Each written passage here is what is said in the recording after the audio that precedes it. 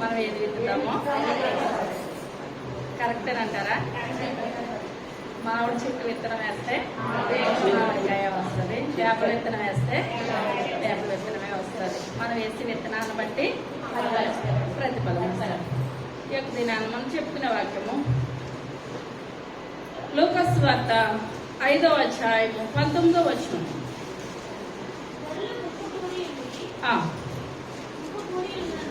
గుంపు కూడి ఉన్నందున వారిని లోపలికి తెచ్చుటకు వల్ల పడకపోయెను. ఇంటి మీదకి ఎక్కి పెంకులు విప్పి మంచముతో కూడా దించిరి. విశ్వాసము చూచి మనుషుడా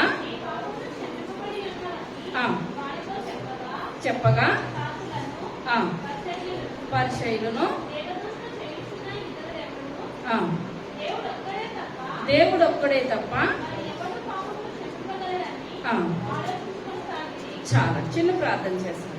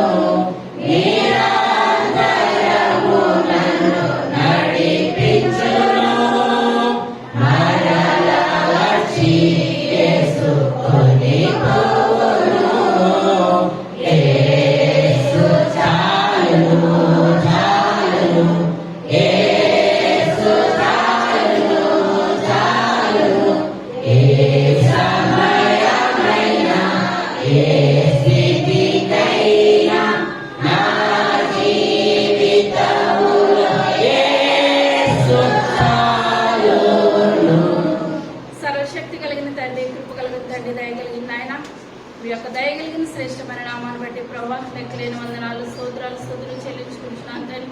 ఈ యొక్క దినాన్ని ప్రభా మీ యొక్క సన్నిధిలో నాయన పాటించడం నిలబడి నన్ను మరుగుపరచండి తండ్రి. మీ యొక్క పరిశుద్ధ ఆత్మశక్తితో చెప్పగలిగే శక్తిని నాకు దయచేయండి ప్రభు. వినగలిగే శక్తిని బిడ్డలందరికీ దయచేయండి నాయన. వాక్యానుసారమైన జీవితాలు అందరికీ దయచేయండి తండ్రి. అయ్యా మీ మాటలు వినటం నాయన ఎంతో మాకు శక్తి ప్రభా. అయ్యా ఎంతో బలము తండ్రి. మా జీవితాలు సరి చేసుకుంటాం ప్రభా, మా బ్రతుకులు సరి చేసుకుంటాం తండ్రి. ఎందువల్లంటే ఈ లోకంలో నాయన దుష్టుడు బహు బలంగా ఏలుబడి చేస్తున్నాడు తండ్రి. అయ్యా దుష్టుడి నుంచి మేము బయటకు విడుదల పొందాలంటే నాయన మా జీవితంలో నాయన వాక్యం ఎంత అవసరమో, ప్రార్థన ఎంత అవసరమో నాయన. వాక్యం ప్రార్థన ద్వారా మా జీవితాలు స్థిరపడబడతాయి నాయన. మా బ్రతుకులు నాయన భావం అయ్యా స్థిరమైన బండ మీద నిలబడతాయి నాయన. అటువంటి మీ యొక్క వాక్యాన్ని నాయన చెప్పుచుండగా నన్ను మరుగుపరచండి ప్రభావ. ప్రతి ఒక్కరికి సరైన అర్థమైన రీతిలో నేను చెప్పగలిగే శక్తిని నాకు దయచేయండి. వినగలిగే శక్తిని బిడ్డలందరికీ దయచేసి వాక్యానుసారమైన జీవితాలు అందరికీ దయచేయమని త్వరగా రాబోచున్న యేసయ్య నామమున వేడుకొనుచున్నాము తండ్రి. చదువుకున్న వాటి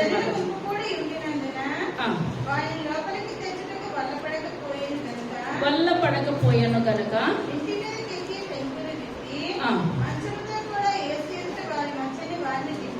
వారిని దింపిరి. మనుషుడా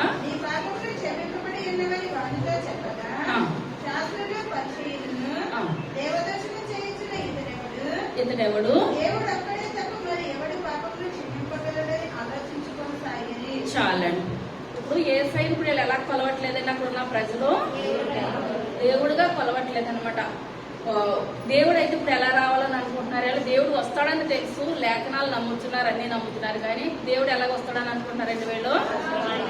ఒక రాజుగా ఒక ఉన్నతమైన స్థితిలో దేవుడు వస్తాడని అనుకుంటున్నారు. కానీ దేవుడు ఎలాగొచ్చినట్టు లోకంలోనికి పేదవానిగా కడుగు పేదవానిగా వచ్చాడనమాట. కానీ ఇప్పుడు మనిషి కుమారుడు ఏం అధికారం లేదని అని అంటున్నారండి? పాపాలు క్షమించే అధికారం ఎవరికి లేదంటున్నారు? మనిషి కుమారుడికి లేదు. వీళ్ళు మనిషి కుమారుడు అని అనుకుంటున్నారు కానీ దేవుడిగా ఆయన్ని ఏమాత్రం కూడా కొలవట్లేదు. ఇప్పుడు ఆయన మనిషి కుమారుడుగా వచ్చాడు కానీ ఆయన దేవుడే కనుక ఆయనకి ఏ అధికారం ఉన్నది? పాపాలు క్షమించే అధికారము ఉన్నది. ఇప్పుడు ఇక్కడ ఎవరిని తీసుకొని వచ్చారండి? పక్షవాయువు కలిగిన ఒక మనిషిని తీసుకొని వచ్చారు. తీసుకొని వచ్చినప్పుడు ఆ ఇల్లంతా కూడా ఎవరితో నిండి ఉన్నది?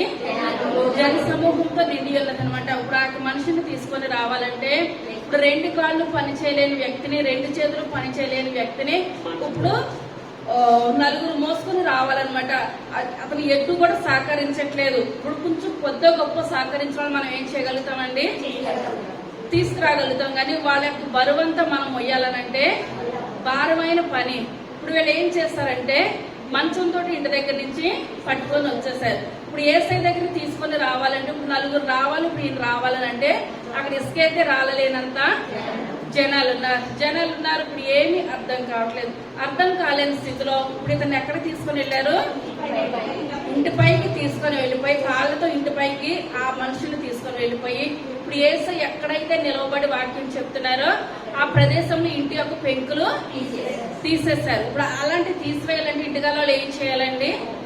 ఒప్పుకోవాలి. ఇంటిగాలో ఒప్పుకోకపోతే అక్కడ జరిగింది ఏమాత్రం కూడా లేదు. కానీ అక్కడ ఇంటిగాలో ఏం చేస్తారంటే దేవుని కృపను బట్టి ఒప్పుకున్నారు. ఒప్పుకున్నాక ఆ యొక్క మనిషిని ఎక్కడ తీసుకొని వచ్చారండి? దేవుని దగ్గర తీసుకొని వచ్చారు. అసలు ఈయన ఏం చేయగలుగుతాడని అక్కడ ఉన్న మనుషులందరూ కూడా చూస్తున్నారు. ఎదురు చూస్తున్న సమయంలో యేసయ్య ఒక మాట అన్నారు. ఏమన్నారండి? నీ పాపాలు క్షమించబడి ఉన్నాయి. ఎప్పుడైతే నీ పాపాలు క్షమించబడి ఉన్నాయని అన్నారో ఇప్పుడు వాళ్ళకి ఎవరు కోపం వచ్చేసిందండి? శాస్త్రులకి, పరిచయాలకి. పాపాలు క్షమించగలడానికి ఈయనకి అధికారం లేదు కదా. ఇప్పుడు మనందరం ఉన్నాం. ఎవరి పాపాలను మనం క్షమించగలుగుతాం అంటారా? క్షమించలేము. ఎందువల్లంటే మనం క్షమించినంత మాత్రం వాళ్ళ పాపాలు పోయేదైతే ఏది కూడా లేదు. ఇప్పుడు మనందరం ఇప్పుడు యేసయ్య రక్తంలో కడగబడితేనే మన పాపాలు ఏమవుతాయండి? తొలగిపోతాయి. యేసయ్య రక్తం తప్పించి మనకి శక్తి కాదు, మనకి బలం కాదు, ఏ రకాన్ని కూడా విలువ లేదనమాట. మన యొక్క శక్తిలోను, మనకి మాటలోను, మనకి బలంలోను కేవలం దేవుని కృపలోనే పాపాలు ఏమవుతాయండి? క్షమించబడతాయి. తర్వాత యేసు వారి ఆలోచనలు ఎరిగి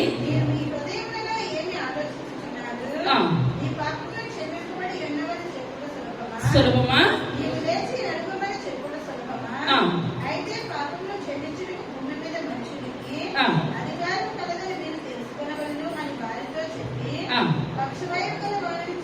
చూచి నీవు లేచి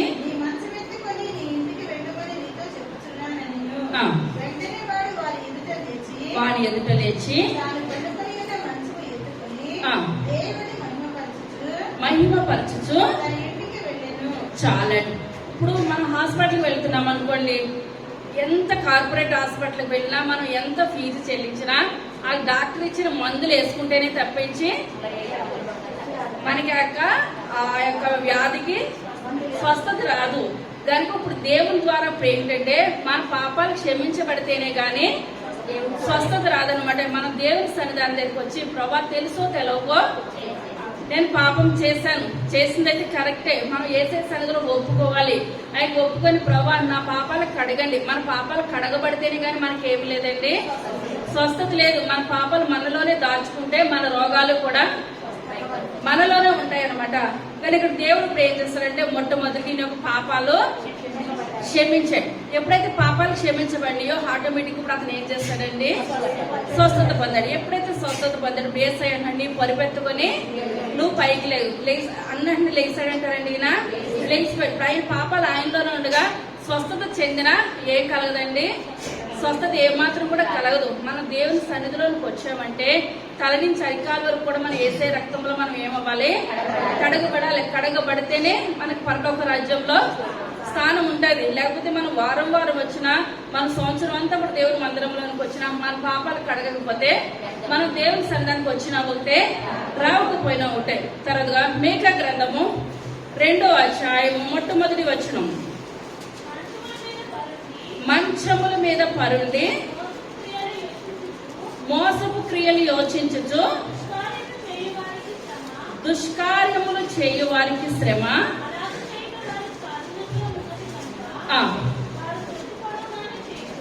ప్రొద్దు పొడవగానే చేయుదురు,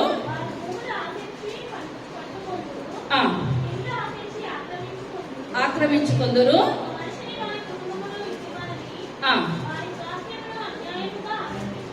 ఆక్రమింతురు.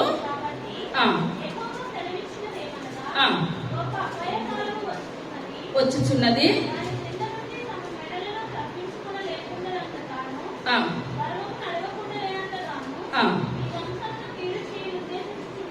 చాలా ఇప్పుడు ఏంటంటే ఇప్పుడు దేవుడు ఇక్కడ మాట్లాడుతున్నాడు ఏమనంటే, ఇప్పుడు చాలా మంది పగలంతా కూడా రకరకాల ఎవరి పనుల్లోనికి వాళ్ళు వెళ్తా ఉంటారు.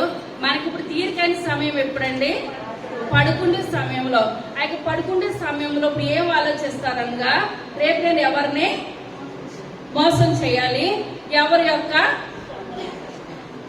ఆస్తులు నేను స్వాధీనం చేసుకోవాలి, ఎవరిని నేను పడగొట్టాలి, ఇదే ఆలోచన. మంచం మీద పడుకొని రకరకాలైన ఆలోచనలు వస్తాయంటే ప్రతి ఒక్కరికి కూడా, అందరికని కాదు కానీ ఇప్పుడు ఏం చూసినా కూడా చాలా మంది కంటే చెడ్డ ఆలోచనలు చెడ్డ తలంపులే వస్తాయి కానీ మంచి ఆలోచన అంటూ ఏ మాత్రము కూడా రానే రాదంటే. సహజంగా మనకు మానవ మనిషిలో 7 ఆలోచనలు వస్తాయంటే మంచం మీద పడుకున్నాక ఎన్ని ఆలోచనలు వస్తాయండి? 7 ఆలోచనలు వస్తాయంట. 7 ఆలోచనలు కూడా దేవునికి విరుద్ధంగానే వస్తాయంట కానీ ఏ ఒక్క ఆలోచన కూడా దేవునికి సరైనది రాదంటే. కానీ ఇక్కడ మేక భక్తుడు మాట్లాడుతున్నాడు, ఆ యొక్క మంచాల మీద పడుకొని ఇప్పుడు ఏం చేస్తారంటే ప్రతి ఒక్కరు కూడా మోసపు ఆలోచనలు చేస్తారనమాట. కొంతమంది అయితే ఏమనుకుంటారంటే ఇప్పుడు మంచి వారికి ఒక్కొక్కసారి కష్టాలు వస్తూ ఉంటాయి. ఇప్పుడు దావీదు మహారాజు కూడా కష్టం వచ్చిందంటారా? వచ్చింది. దావీదు మహారాజు పడిన కష్టాలు అయితే మానవులుగా మనం ఎంత మాత్రము కూడా ఎదుర్కోలేము. యోగుకు వచ్చిన కష్టాలు అయితే మనం ఏమాత్రం ఎదుర్కోలేము. మన బైబిల్ గ్రంథంలో భక్తులు కూడా చాలా కష్టాలు చాలా వేదనలో పడ్డారు కానీ చివరి వరకు కూడా వాళ్ళు ఏం చేస్తారండి? పోరాడి దేవుని నామానికి మహిమను వాళ్ళు తెచ్చారనమాట. కానీ కొంతమంది ఏంటంటే నిజ జీవితంలో పడుకొని అనుకుంటారు, నేను అందరికీ మంచిగా చేస్తాను కదా, నేను ఎవరికి కూడా చెడు అన్నది నేను పుట్టు బుద్ధెరిగి చెడు చేయలేదు. మరి నేను ఎదుర్కొన్న సమస్యలన్నీ కూడా నాకు విరుద్ధంగానే వస్తున్నాయి. ఏది కూడా నేను పుణ్యం చేస్తున్న పుణ్యం ఏది కూడా నిలవబడలేదు, నా పుణ్యం నాకు తిరిగి రాలేదు. ఆ యొక్క దుర్మార్గులు ఎలాగున్నారు? హెచ్చించబడుతున్నారు. నేను ఎలాగున్నాను అంతకంతకి కూడా దిగజారిపోతున్నాను. మంచి చేసి దిగజారిపోతున్నాను, చెడు చేసి వాళ్ళు ఏం చేస్తున్నారు? అంతకంతకు హెచ్చించబడుతున్నారు. ఈ యొక్క ఆలోచన కూడా అంటే మనం ఎక్కడ ఆలోచిస్తామో ప్రతిదీ కూడా మంచం మీద పడుకొని, కొంతమందికి ఎంత పడుకున్నా తెల్లవాళ్ళు ఇటు దొరలను అటు దొరలను నిద్ర రాదు. ఏంటంటే నేను మంచి చేస్తున్నాను కదా, నాకేమొస్తుంది? చెడు వస్తుంది. కొంతమంది చెడు చేసిన వాళ్ళు కూడా మంచం మీద పడుకొని ఏ ఆలోచనలు చేస్తున్నారు? ఈ యొక్క దినాన్ని అయితే నాకు తగ్గ ధనం వచ్చేసింది, రేపు ఎవరిని ముంచాలి. తెల్లారులు అయితే కొంతమందికి ఈ ఆలోచనలే తప్పించి రెండో ఆలోచన లేదు. కొంతమంది మంచి చేసిన వాళ్ళు కూడా ఇప్పుడు ఎక్కడ ఆలోచిస్తున్నారండి? మంచం మీదే. నేను చాలా మంచి చేస్తున్నాను కదా, చివరికి నాకు ఏ మాత్రం కూడా నా మంచి నా దగ్గరికి రావట్లేదు. ఏది చేసినా కూడా మన ఆలోచన అంతా ఎక్కడ ఆలోచిస్తామండి? మనం పని చేసినప్పుడు కూడా ఏ ఆలోచన కూడా రాదు, పని మీదే ఉండిపోతుంది. ఎప్పుడైతే మనం విశ్రాంతి తీసుకుంటామో ఆ విశ్రాంతి తీసుకున్న సమయంలో మన మనసు అంతా కూడా బయటికి చెప్పుకోలేక సమస్యలన్నీ కూడా మనం మంచం మీద మనం ఏం చేస్తామండి? ఆలోచన చేస్తూ ఉంటాం అనమాట. కానీ మనం పడుకునేటప్పుడు మనం ప్రార్థన చేసుకోవాలి, ప్రభా నాకు మంచి నిద్ర నాకు దయచేయండి అయ్యా, నాకు మంచి ఆలోచన నాకు దయచేయండి ప్రభా, నాకు మంచి స్వప్నాలు మీరు నాకు దయచేయండి ప్రభా. మనం ఏం చేయాలంటే దేవుని సన్నిధిలో ప్రార్థన చేయాలి. ప్రార్థన చేసినప్పుడు మనకి దేవుడు ఇప్పుడు ఏం చేస్తాడంటే తన దూతలను మనకి కావలుగా ఉంచుతాడు అనమాట. దేవునికి మనం దగ్గరగా జీవించే అవకాశాన్ని దేవుడు మనకి దయచేస్తాడు. తర్వాత కీర్తన గ్రంథము 127వ అధ్యాయము 2వ వచనం.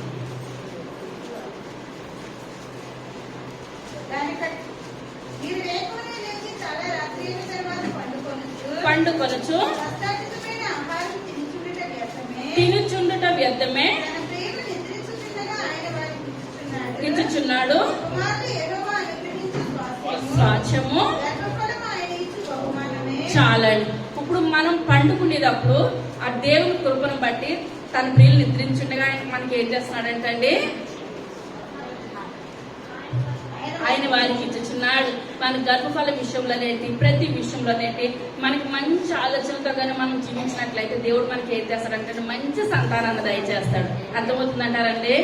మన ఆలోచనలు మంచిగా ఉండాలి, మన క్రియలు మంచిగా ఉండాలి. ఆ యొక్క మోషే గారికి కూడా చిన్నప్పుడు అంటే తన యొక్క తల్లి ఆ యొక్క పాలు ఇచ్చేటప్పుడు మోషే గారి తల్లి పేరు ఏం పేరు, యొక్కెబెత్ అనమాట.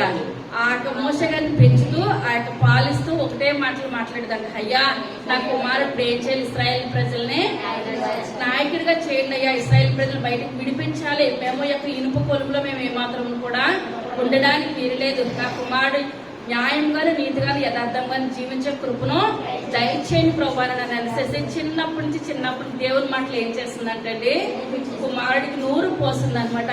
కానీ కుమారుడు పెద్దవాడేగా తొలగిపోయాడంటారా, ఏ మాత్రం కూడా తొలగలేదు. మనం ఆ యొక్క బిడ్డలకి పాలిస్తూనేంటి, బిడ్డలను పెంచుతానంటే దుర్మార్గంగా మనం ఆలోచిస్తే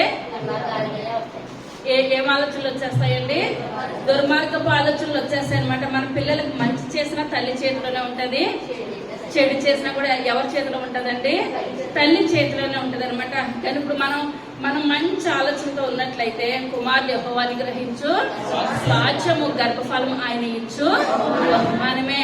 మనం ఎటువంటి బహుమానం పొందుకోవాలండి, మన బిడ్డలు తరతరాలు ఆశీర్వదించబడాలి, దేవుని పని కొరకే వాడబడాలి, దేవుని సన్నిధిలో వాడబడే బిడ్డలు నాకు దయచేయండి ప్రభా, నేను అటు రీతిగా పెంచుతానని మనం ఏం చేయాలండి, ప్రార్థన చేయాలి. ఆ యొక్క చెప్పిన మాటను మన జీవితాంతకాలం కూడా నెరవేర్చుకునే తల్లిదండ్రులుగా మనం ఏం చేయాలి, ఈ లోకంలో మనము జీవించాలి. తర్వాత కీర్తనల గ్రంథము 63వ అధ్యాయము 4వ వచనం.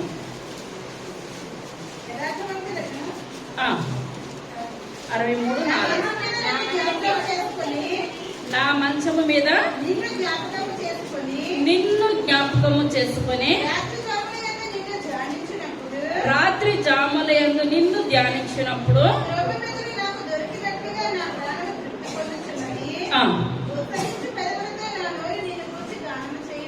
చాలండి. నా మంచం మీద నిన్ను జ్ఞాపకం చేసుకుని ధ్యానించినప్పుడు చాలండి. ఇప్పుడు దావీదు మహారాజు ఇప్పుడు అసలు ఎన్ని యుద్ధాలంటే భయంకరమైనటువంటి యుద్ధాలు చేశాడు. ఎన్ని చేసినా సరే దేవుడు ప్రతి యుద్ధంలోనూ కూడా దావీదు మహారాజుకి గొప్ప జయం ఇచ్చాడు, గొప్ప విడుదలిచ్చాడు. కానీ దావీదు మహారాజుకు ఉండే ఆలోచన ఏంటంటే మంచం మీద పడుకొని మనం దావీదు మహారాజు ఏంటి, మనమేంటి ఒకటే ఆలోచించాలి. ఇప్పుడు నువ్వు ఎవరిని పాడు చేయాలి, ఎవరిని నాశనం చేయాలన్న ఆలోచన కాదు. కానీ ప్రభా నాకు ఉదయం నుంచి ఇన్ని గంటల సమయం ఇచ్చావు, ఉదయం 6 గంటలు నేను మంచం మీద లేచాను, లేకపోతే 5 గంటలు నేను మంచం మీద నుంచి లేచాను, నేను లోకానుసారంగా ఇన్ని పనులు చక్కబెట్టుకున్నాను, మీకు ఎంత సమయాన్ని నేను దయచేశాను. దశభాగం ఎంతంటే రోజుకి 2 గంటల 45 నిమిషాలు. ప్రభా మీ యొక్క సమయాన్ని మీకు నేను ఇచ్చానా, నేను యొక్క దినాన్ని నేను ఎన్ని అధ్యాయాలు మీ యొక్క సన్నిధిలో నేను చదివానయ్యా, నేను ఎంతసేపు మోకాళ్ళ ప్రార్థన మీ యొక్క సన్నిధిలో నేను చేశాను అన్నది మనం ఏం చేయాలంటే ఆలోచించాలి. దావీదు మహారాజుకున్న ఆలోచన ఏంటంటే 7 సార్లు దేవుని స్తుతించేవాడు, 3 సార్లు ప్రార్థన చేశాడు. ఇన్ని ప్రార్థన చేసినా ఎంత చేసినా సరే ఆ యొక్క మంచం మీద పడుకొని యేసయ్యని ఇంకా స్తుతించాలి. మనం ఏంటంటే నువ్వు మన పిల్లల్ని విసుగుతా, ఉదయలేసి నువ్వు బైబిల్ చదివావా, ఉదయలేసి నువ్వు ప్రార్థన చేస్తావా అంటే తల్లిదండ్రులకు భయపడి కొంతమంది, భయం లేని వాళ్ళు అసలు భయపడినా చదవరు, భయం లేకపోయినా చదవరు అనుకోండి. కొంతమంది పిల్లలు భయపడే వాళ్ళు ఏంటంటే మా అమ్మ వస్తుంది, మా నాన్న వస్తున్నారు అని బైబిల్ పట్టుకుంటారు, కానీ వాళ్ళ మనసు ఎక్కడో ఉంటది. కొంతమంది చదివేస్తారు, కానీ చదివింది ఏది కూడా మైండ్లోకి ఎక్కదనమాట. ఏదో చదివారంటే చదివారు, లేకపోతే లేదు. అలా కాదు, మనం ఏంటంటే ఇష్టంగా చదవాలి. ఎన్ని అధ్యాయాలు చదివాం అన్నది కాదు, కానీ ఎన్ని చదివినా సరే అది మన మైండ్ లోనికి వెళ్ళాలి. దేవుడు మనతో మాట్లాడుతూ ఉంటాడు వాక్యం చదివినప్పుడు. ఆ వాక్యం చదివి ప్రార్థన చేస్తే మనం దేవుని సన్నిధిలో జీవిస్తే మనసు అంటది నేను ఇంకొక అధ్యాయం చదవాలి, ఏమనిపిస్తుంది మనం ఇష్టంగా చదివితే ఇంకొక అధ్యాయం చదవాలి, నేను ఇంకా ప్రార్థన చేయాలి అని మనం ఇష్టంగా మనం ఏం చేస్తామంటే దేవుని సన్నిధిలో ప్రార్థన చేస్తాం. మనం కష్టంగా కానీ మనం బైబిల్ పట్టుకున్నామంటే చదివింది ఒక్క అక్షరం కూడా మన మైండ్లోకి ఏమాత్రం కూడా వెళ్ళదనమాట. కానీ దావీదు మహారాజు ప్రతిదీ కూడా ధర్మశాస్త్రం చదవడంలో ఏంటి, ప్రార్థన చేయడంలోనంటే ఆయన ఇష్టంగా చేసేవారు కనుక ఇప్పుడు దావీదు మహారాజు కంటే అండి దేవుని సన్నిధిలో ప్రార్థన చేసిన దినాలు ప్రభు మెదడు దొరికినట్లు నాకు నా ప్రాణం తృప్తిగా ఉన్నదని దేవుని సన్నిధిలో ఇప్పుడు ఆయన ఏం చేస్తున్నారంటే సాక్ష్యం చెప్తున్నాడు. మనం అనుకోవాలి, అయ్యా ఈ యొక్క దినం అంతా వేస్ట్ గా గడిచిపోయింది, ఈ యొక్క దినాన్ని నేను అసలు ప్రార్థనే చేయలేదని బాధ ఉంటదంటారండి. ఇక అలాగే రోజు బాధపడిపోతుంటే వెళ్ళిపోకూడదు. మనం ఏం చేయాలి, అలాగంటే అందరూ బాధపడిపోతారు అనమాట. మన బాధ కాదు, మన క్రియల్లో మనం ఏం చేయాలంటే చూపించాలన్నమాట. మన క్రియల్లో మనం చూపించినట్లయితే దేవుడు మన కుటుంబం పక్షాన మనం తెచ్చుకున్నది కొంత సంపాదన అయిన దేవుడు మన సంపాదన ఏం చేస్తాడండి, 1000 ఆశీర్వాదాన్ని దయచేస్తాడు. మనం వచ్చామంటే వచ్చాం, కూర్చున్నామంటే కూర్చున్నామంటే మన కుటుంబం కూడా ఎంత పిండికి అంతే రొట్టు. మనం ఎంత చేస్తామో దేవుడు కూడా మనకి ఏం చేస్తాడండి, అంతే చేస్తాడు. కానీ ఇక్కడ ఏంటంటే దావీదు మహారాజు ఇష్టంగా దేవుని స్తుతిస్తున్నాడు కాబట్టి ప్రతి విషయంలోనూ కూడా దేవుడు ఏం చేస్తాడంటే దావీదుని ఇష్టంగా దేవుడు ఆశీర్వదిస్తున్నాడు. ఇప్పుడు అంటే ఏనుగంటే పడుకునేటప్పుడు మనం గమనించినట్లయితే ఎలా పడుకుంటుంది అంటే ఒక కన్ను అంటే మోస్తుందంటే ఒక కన్ను తెరుస్తుంది అంటే ఎప్పుడు 2 కళ్ళతో పడుకోదంటండి. గమనించినట్లయితే జూపారికి వెళ్ళినప్పుడు గమనించండి, 2 కళ్ళతో పడుకోదంటండి. ఒక కన్నుతో నిద్రపోతుంది అంటే ఒక కన్ను ఎప్పుడు కూడా పైకి తెరుస్తుంది అంటండి. సింహానికి అంటే ఏనుగు మెదడంటే చాలా ఇష్టమంట. ఒక్క దెబ్బకి ఏనుగుని ఏం చేస్తుందంటే చంపేసి ఏనుగు మెదడుని తినేస్తుంది అనమాట. దేనికి జడవదంట కానీ ఏనుగు సింహానికి జడుస్తుందంట.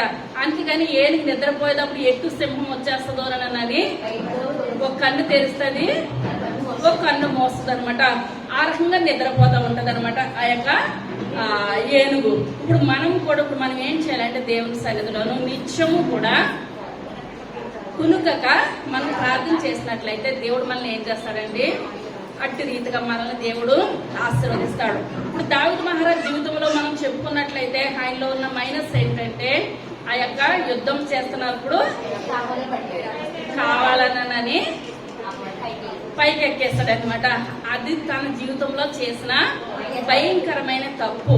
కానీ ఇప్పుడు ఆ యొక్క సొలొమోను మహారాజు ఉన్నాడంటే దేనికి అంకితం అయిపోయేవాడు, పెళ్లిళ్ళు మంచాలు ఏమన్నా మంచిగా ఉందంటారండి తన జీవితము ఏమాత్రం కూడా లేదు. ఏంటంటే మనం మంచం మీద కూడా మన దేవుని మనం ఏం చేయాలండి, స్తుతించాలి. ఇప్పుడు మోకాళ్ళ ప్రార్థన దేవుడు అంగీకరిస్తాడు. కొంతమంది లేవలేని వాళ్ళు ఉన్నారంటే ఇప్పుడు మంచాల మీద వాళ్ళు ఏం చేస్తారు, లేవలేని స్థితిలో మంచం మీద చేయొచ్చు. కానీ మనకు అన్ని బాగుండి మంచం మీద చేసిన ప్రార్థన ఏమాత్రం కూడా దేవునికి అంగీకారమైనది అయితే ఏది కూడా కాదు. ఇప్పుడు దావీదు ఇష్టంగా ఉన్నాడా, సొలొమోను మహారాజు ఇష్టంగా ఉన్నాడా దేవునికి? దావీదు ఇష్టంగా ఉన్నాడు. సొలొమోను మహారాజులో ఏ ఒక్క యుద్ధం లేకపోయినప్పటికీ కూడా సొలొమోను ఏ మాత్రం కూడా దేవునికి అంగీకారంగా లేడు. హాయిగా పెళ్లిళ్ళు చేసుకుంటూ మంచాలకి అంకితం అయిపోయాడు. తర్వాత మనం చూస్తున్నట్లయితే 2వ రాజుల గ్రంథము మొట్టమొదటి అధ్యాయము మొట్టమొదటి వచనం. అహాబు మరణమైన తర్వాత మోయాబీయులు ఇశ్రాయేలు వారి మీద తిరుగుబడిరి. అహజ్యా కిటికీలో నుండి క్రింద పడి రోగి అయి ఎక్రోను దేవతయగు బయల్జెబూలు నద్దకు పోయి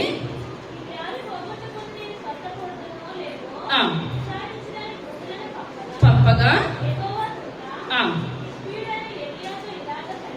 ఇలాగ సెలవిచ్చాను. చాలండి. వీళ్ళు ఏంటంటే అహాబు తెలవని వాళ్ళు ఉన్నారంటారా మందిరంలో?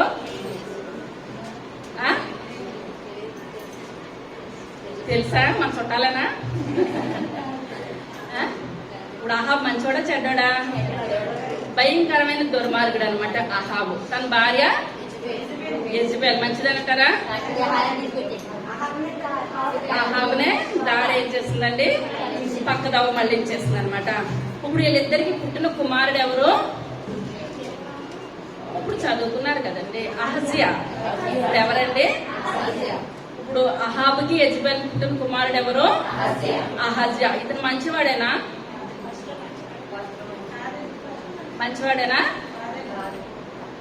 తల్లిదండ్రులు నడిచిన దారిలోనూ ఇతను నడిచేశాడు. ఇప్పుడు ఇతను ఎక్కడికి వెళ్ళి పడిపోయాడు అని ఉంది,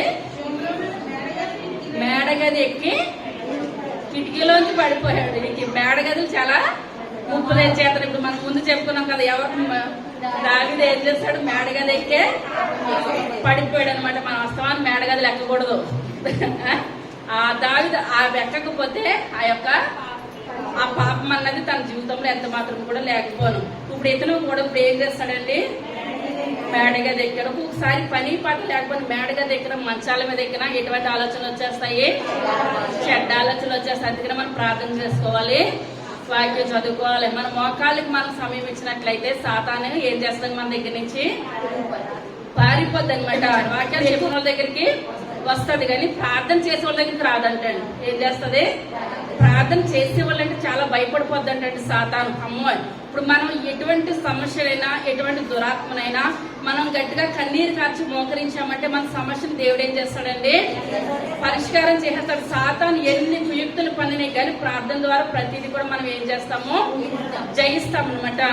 అందుకనే ప్రార్థన చేసే వాళ్ళ దగ్గరికి దుష్టుడు ఏమాత్రం కూడా రావడానికి భయపడతాడనమాట. ఆ యొక్క ప్రార్థనలో దుష్టుని మనం ఏం చేయొచ్చు, బంధించేసి దుష్టుని ఏం చేయొచ్చు, పాతాళంలోనూ తొక్కేయచ్చు. ఎంత భయంకరమైన దురాత్మైనా సరే మన ప్రార్థనలో మన దుష్టుడిని పాతాళంలో తొక్కేయచ్చు అనమాట. అందుకనే ప్రార్థన చేసే వాళ్ళంటే సాతానికి భయం. కానీ ఇప్పుడు మనం ఏం చేయాలి, ప్రార్థన చేయాలి. మనం భయపడకుండా మనం ఏం చేయాలి, ప్రార్థన చేయాలి. కానీ ప్రార్థన చేయకుండా ఈ యొక్క అహాజ్యా ఇప్పుడు ఏం చేస్తాడంటే ఎక్కడికి ఎక్కాడు, మేడగది కిటికీ మీదకి ఎక్కేస్తాడు అనమాట.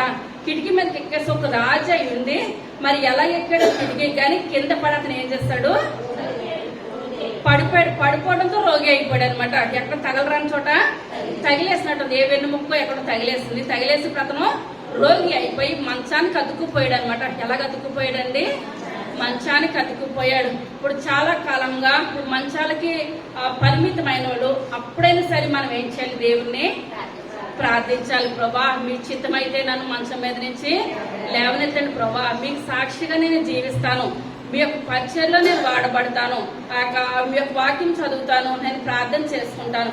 ఆ తీసుకున్న తీర్మానాన్ని మనం దేవుడు మంచిగా మనకి ఇంటికి తీసుకొచ్చేస్తాడు అనుకోండి. మనం ఏం చేస్తాం, ఆటోమేటిక్ గా ఒక్కరోజు చేస్తాం, 2 రోజులు చేస్తాం, 3వ రోజు వచ్చేసరికి నా సంగతి మీకు తెలుసు కదా ప్రభా అంటాం. ఎప్పుడైతే మనం అంటామో మళ్ళీ దేవుడు మనల్ని ఏం చేస్తాడండి, మళ్ళా మంచానికి పరిమితం చేసేస్తాడు అనమాట. మన దేవుని సన్నిధిలో ఇచ్చిన వాగ్దానం మనం ఏం చేయాలి, నెరవేర్చుకోవాలన్నమాట, నిలబెట్టుకోవాలి. మన దేవుడు అవునంటే అవును, కాదంటే కాదు. మనం కూడా అవునంటే అవును, కాదంటే కాదు. దానికి అహజ్యా ఏం చేస్తాడంటే ఆ యొక్క మేడగది కిటికీ ఎక్కేసేసి కిటికీ మీద పడిపోయి మంచం మీద రోగి అయిపోయాడు అనమాట. అనుకుంటున్నాడు, నా దగ్గర డబ్బు ఉంది కదా, ఆస్తి ఉంది కదా, ఐశ్వర్యం ఉంది కదా, నా చుట్టూరు డాక్టర్స్ ఉన్నారు కదా, నాకేంటని అనుకుంటున్నాడు. ఎంత అనుకున్నా సరే ఆ యొక్క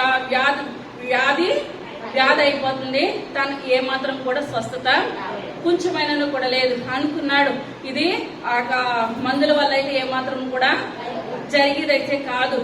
నేను ఎక్కడికి వెళ్ళాలంటే ఇప్పుడు సోది చెప్తారు కదండి, ఆ సోది వాళ్ళ దగ్గరికి వెళ్ళి నేను మంచిగా ఉంటానా లేదా నేను చెప్పించుకుంటాను అని ఒకటి అనుకున్నాడు.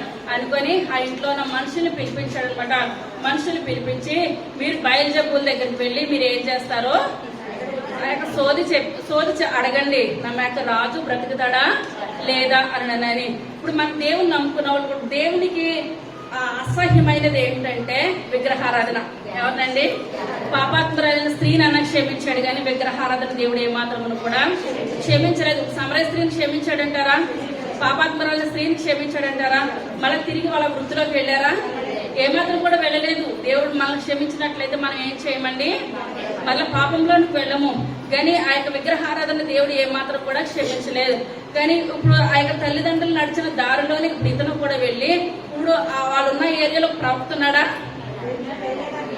ఉన్నారా, ఏరియా గారు ఉన్నారు. ఇప్పుడు ఆయన మంచి ప్రతి విషయంలో చెప్తాడని ఇది తెలుసు కనుక ఇప్పుడు మంచి మీద ఉన్న స్థితిలో కూడా ఇతను పశ్చాత్తాపం కలిగి ఎక్కడికి పంపించాలండి, వీళ్ళని ప్రవక్త దగ్గరికి పంపాలి.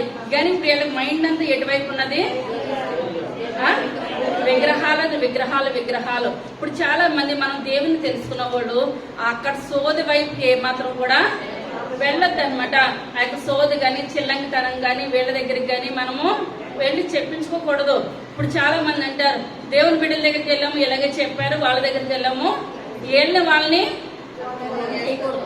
కలపొద్దు అనమాట. ఎందువల్ల అంటే భూమికి ఆకాశానికి ఎంత దూరమో మనకి ఆ యొక్క విగ్రహాలకు కూడా అంతే దూరము. కనుక ఇతను ఎక్కడికి పంపించాడండి? బయలుజబూల్ దగ్గరికి పంపించాడు. పంపించినప్పుడు ఎదురుకుండా ఎవరు వచ్చేసారు? ఏలియా గారు వచ్చేసారు. ఏలియా గారు వచ్చినప్పుడు మీరు ఎక్కడికి వెళ్తున్నారు అని అడిగారు. అడిగినప్పుడు వీళ్ళు ఏం చెప్పారు? మా రాజు ఎక్కడ వెళ్ళమన్నాడు? బయలుజబూల్ దగ్గరికి వెళ్ళి నేను మా రాజు బ్రతుకుతాడో లేదో అని చెప్పమని. ఇప్పుడు వీళ్ళ అబద్ధం చెప్పినా దేవుడు ఇప్పుడు ఏం చేస్తాడండి? ఏలియా గారికి నిజం చెప్పేస్తాడు అనమాట. ఇప్పుడు దేవుడు చెప్తేనే కదా వీళ్ళకి ఎదురుకుండా వెళ్ళాడు యొక్క ప్రాప్త, లేకపోతే అక్కడ వెళ్ళే అవకాశమే ఎంత మాత్రం కూడా లేదు. ఇప్పుడు ప్రాప్తి ఏమని చెప్పాడండి? వీళ్ళకి తర్వాత చదువుకుందాం. సెలవిచ్చను, ఎదుర్కొని పోయి ఇట్లనము లేడనుకుని విచారించబోచున్నారా? సెలవిచ్చినదేమనగా దిగి రాకుండా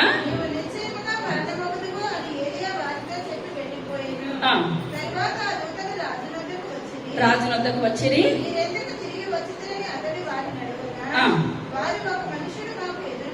ఎదురుపడి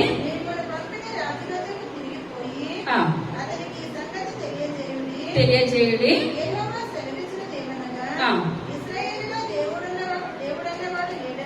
లేడనుకుని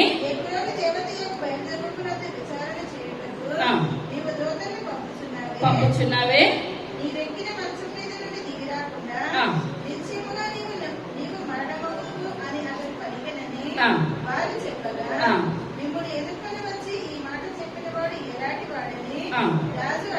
రాజు అడిగెను. అందుకు వారు కట్టుకొనిన వాడని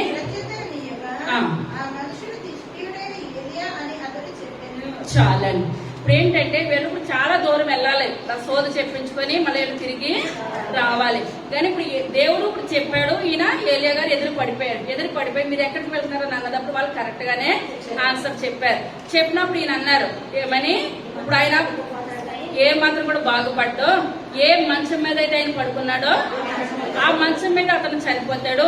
మీరు వెళ్ళి ఈ మాట అతనికి తెలియపరచండి అని చెప్పినప్పుడు వెంటనే మళ్ళీ తిరిగి ఎక్కడ ప్రయాణం కట్టారండి? రాజు దగ్గర, అహజ్యా దగ్గరికి వెళ్ళారు. అహజ్యా దగ్గరికి వెళ్తే ఇప్పుడు మన ఏదన్నా నచ్చిన వాళ్ళు మన ఇంటికి వస్తారని చెప్పారనుకోండి, మన కళ్ళన్నీ ఎటుంటాయి? దారి వైపే ఉంటాయి. కానీ అక్కడ దాకా వచ్చిన వాళ్ళు ఇంట్లోకి రారా? మనకు ఆశ ఎలా ఉంటది ఏమో, మన కళ్ళకి ఎదురు పడిపోతే సంతోషం అనమాట. అప్పుడు ఫోన్లు వచ్చేసినాయి అనుకోండి, ఇది వరకు అయితే మా నాన్నగారు ఊరు వెళ్తే వస్తున్నారేమోనని దారి వైపే చూసేవాళ్ళం అనమాట. కానీ మన ఇష్టం లేని వాళ్ళు మనకు వస్తారని అంటే బాబోయ్ వాళ్ళు వస్తారంట వాళ్ళు వస్తారంటారు అని మనం ఏమవుతాము? ఇష్టం ఉండదు అనమాట. కానీ మీ రాజుకి ఏంటంటే బయలుజబూల్ దేవత దగ్గరికి వెళ్ళినప్పుడు ఆ దేవత నా గురించి అమ్మ మీ రాజు ఎంత కాదు అంత కాదు, నీకు ఇంత ఆయుష్ ఇచ్చేసి ఇంత ఆరోగ్యం ఇచ్చేస్తున్నానని ఆ దేవత చెప్తాదేమోనని ఈ రాజు కళ్ళని ఎల్లునోడు తొందరగా వచ్చేయాలని ఆశపడుతున్నాడు. వాళ్ళ గురించి ఎదురు చూస్తున్నాడు. కానీ ఎంత ఎదురు చూసినా వాళ్ళు ఏం చేస్తారు? తక్కువ సమయంలో వచ్చేస్తారంటే అక్కడికి వెళ్ళి రావాలంటే ఇప్పుడు గంట 2 గంటలు పడుతుంది అనుకోండి, ఏదో పావు గంటలోనే తిరిగి వచ్చేసారు. ఆయన తిరిగి వచ్చేసిన సమయంలో ఇప్పుడు రాజు అంటున్నాడు, అదేంటి మీరు చాలా దూరం వెళ్ళి రావాలి కదా, ఇంత తొందరగా మీరు వచ్చేసారు ఏంటంటే, మేము వెళ్తూ ఉండగా ఒక ఆయన మాకు ఎదురుపడినప్పుడు మీరు ఎక్కడికి వెళ్తున్నారని చెప్పినప్పుడు మేము పలానా చోటకి వెళ్తున్నామని ఆ రాజుగారితో ఆయనతో మేము చెప్పినప్పుడు అయితే మీ రాజు ఎక్కిన మంచం మీదే లేకుండా చచ్చిపోతాడు అని ఆయన చెప్పాడు. మళ్ళీ ఈ విషయం మీరు వెళ్ళి మీ రాజుగారికి చెప్పండి అని మమ్మల్ని రిటర్న్ పంపించేస్తాడు అని చెప్పినప్పుడు వీళ్ళు ఇక్కడికి వచ్చేసి చెప్తుండ్రు. ఇతనికి ఎలా ఉంటుందండి? కంగారు వచ్చేస్తుంది అనమాట. మంచి వార్త వింటానేమో అనుకున్నప్పుడు ఇతను ఎటువంటి వార్త వింటున్నాడు? చెడ్డ వార్త విన్నాడు అనమాట.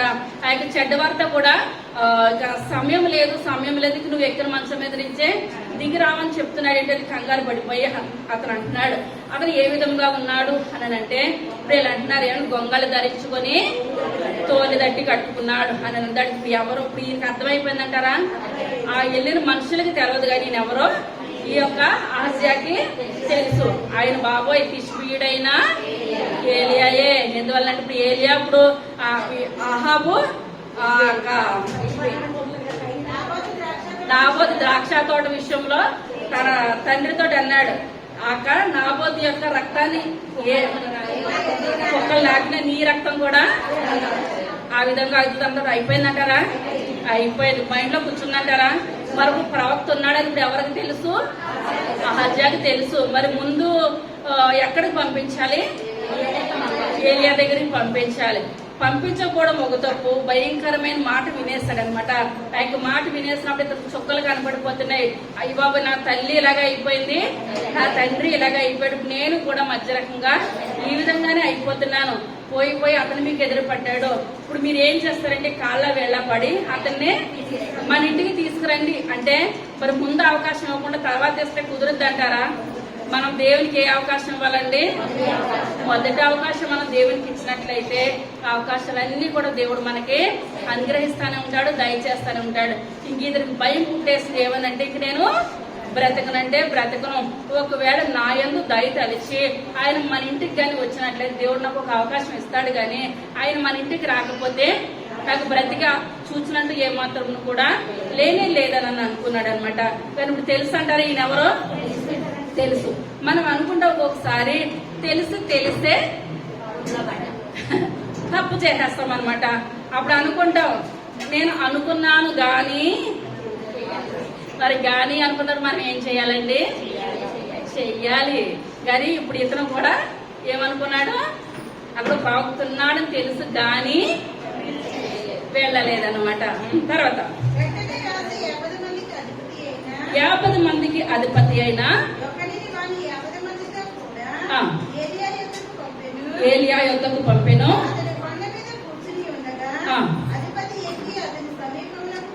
పోయి దైవజనుడా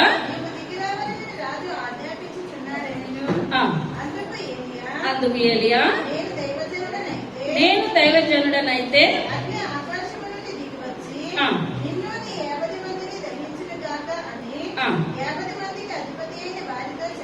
చెప్పగా చాలండి. ఇప్పుడు ఎందువల్లనంటే ఇప్పుడు రాజ్యం ఈయన చేతిలో ఉంది, మనుషులందరూ కూడా ఈయన చేతిలో ఉన్నారు. ఒక్క దైవజనుడి దగ్గరికి మరి ముందే పంపొచ్చు కదండి. ఇప్పుడు ఎంతమందిని పంపించాడండి? 50 మందిని 51 మందిని పంపించాడు అనమాట. పంపించి ఇప్పుడు ఏంటంటే ఇతన్ని మా యొక్క రాజు దగ్గరికి పంపించాలి. ముందైతే ఆ యొక్క బయలుదేరి దగ్గరికి 3 పంపాడు, 4 పంపాడు, ఎంతమందిని పంపాడు. బుద్ధి వచ్చిన తర్వాత 50+1 కొసరేస్తాడు అనమాట. అంటే ఇంతమందిని పంపితే దైవజనుడు వచ్చేస్తాడని అనుకొని ఇప్పుడు ఈయన అంటున్నాడు, కొండ మీద ఉన్నప్పుడు దైవజనుడా నువ్వు దిగి రావాలి అని చెప్పినప్పుడు సామాన్యంగా వచ్చేస్తాడండి దైవజనుడు. ఏ మాత్రం కూడా రాలేదు. ఇప్పుడు ఇక్కడ ఏం జరిగిందండి? అగ్ని ఆకాశం నుంచి వచ్చేసేసి 51 మందిని కూడా దహించేసింది అనమాట. ఇప్పుడు ఏమన్నా మాట్లాడాడా దైవజనుడు? ఏ మాత్రం కూడా మాట్లాడేది. ఈ విషయం ఎవరికి తెలిసింది? మంచం మీద కూర్చున్న అహజ్యాకి తెలిసింది అనమాట. అహజ్యాకి తెలిసి ఆకాశంలో నుంచి ఇప్పుడు ఏం పేరు ఉంటదండి ఏలియాకి? అగ్ని ప్రవక్త అనమాట. ఆయన ప్రార్థన చేస్తుంటే ఆకాశంలో నుంచి అగ్ని దిగి రావాలి అని అంటే అగ్ని వచ్చేస్తుంది అనమాట. ఈయన ఏది అనుకుంటే దేవుడు అది చేసేస్తాడనమాట. 51 మంది చనిపోయారనే విషయం మంచం మీద ఉన్న అహజ్య గారికి తెలిసింది. ఇంకా ఈయనకి కంగారు పుట్టేస్తుంది. కంగారు పుట్టేసి అనుకున్నాడు ఈయన మరలా ఇంకొక 51 మందిని పంపితే ఆయనకి నా మీద జాలి ఉంటదేమో, కనికరం ఉంటదేమో. ఎందువల్లంటే పంపించే వాళ్ళు మనుషులే కదా, ఈయన మంచిగానే ఉన్నారు. వస్తే ఆయన వస్తాడు, లేకపోతే 51 మంది చనిపోతారు. ఈయనకి ఒరిగిదైతే ఏమాత్రం కూడా లేనే లేదు. డబ్బు ఉన్నది కనుక చనిపోయిన వాళ్ళకి ఇంత సహాయం అని చేసేస్తాడు. అంతవరకే, అంతకు మించి ఏమి లేదు. మళ్ళీ ఈయన అనుకున్నాడు మళ్ళీ ఒక 51 మందిని జనాలను పంపించడం అనమాట. తర్వాత అధిపతి అయినా ఒకరిని మరి ఒకరిని పంపగా వీడు వచ్చి దైవజనుడా అందుకు ఏలియా నేను దైవజనుడనైతే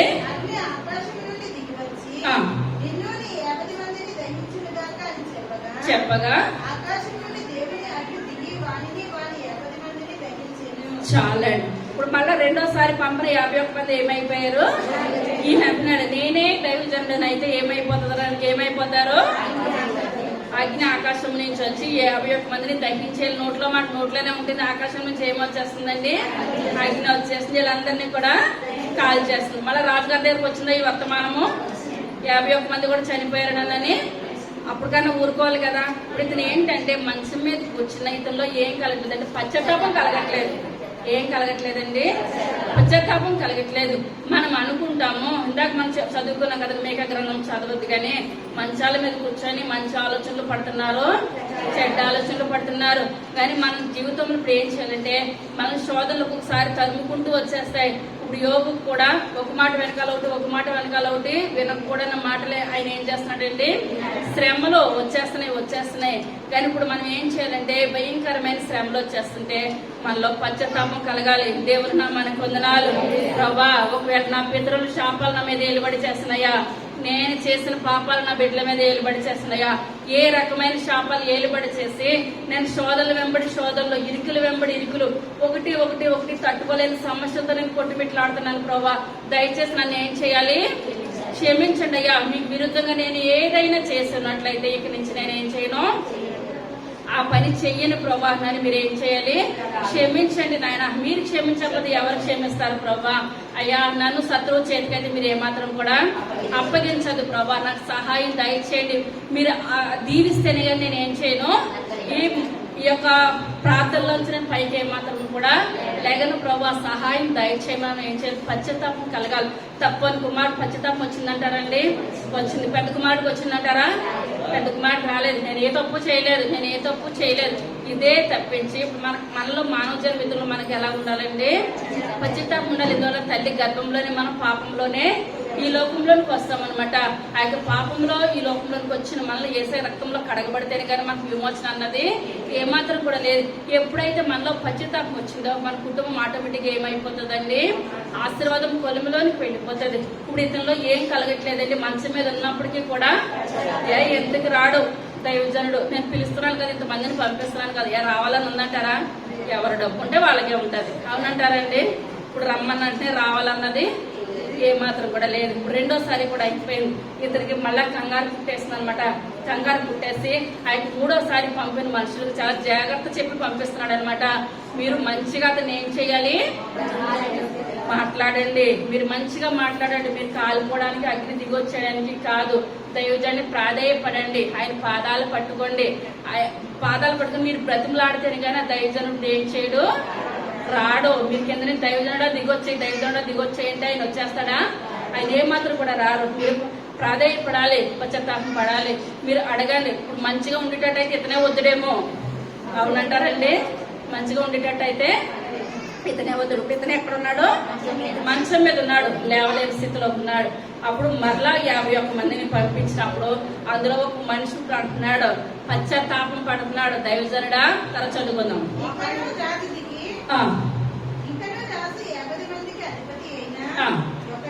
ఒకరిని పంపగా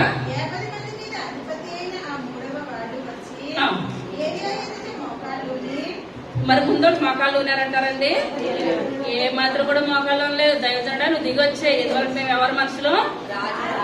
రాజు మనుషులు. కొంతమందికి ఉంటది, మేము ఎమ్మెల్యే పిఎలము, ఎంపీ పిఎల్. దేవుడి దగ్గర ఎమ్మెల్యే లేదు, ఎంపీ లేదు, సీఎం పిఎంఏ లేదు. అవునంటారండి?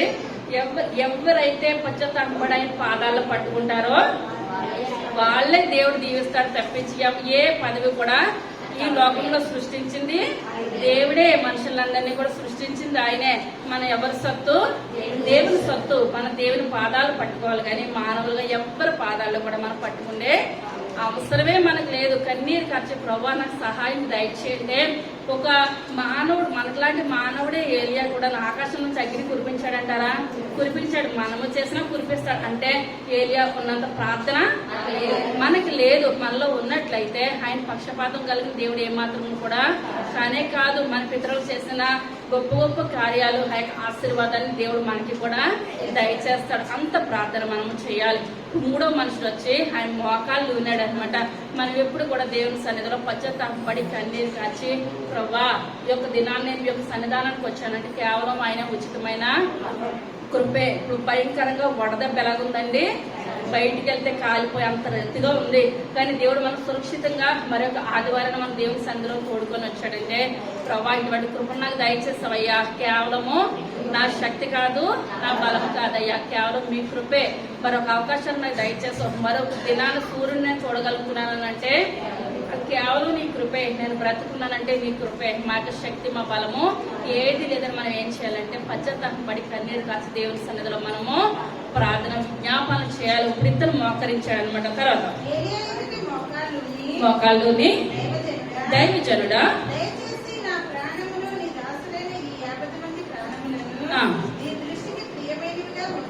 ప్రియమైనదిగా ఉండనిమ్ము, చిత్తగించుము, ఆకాశం నుంచి అగ్ని దిగి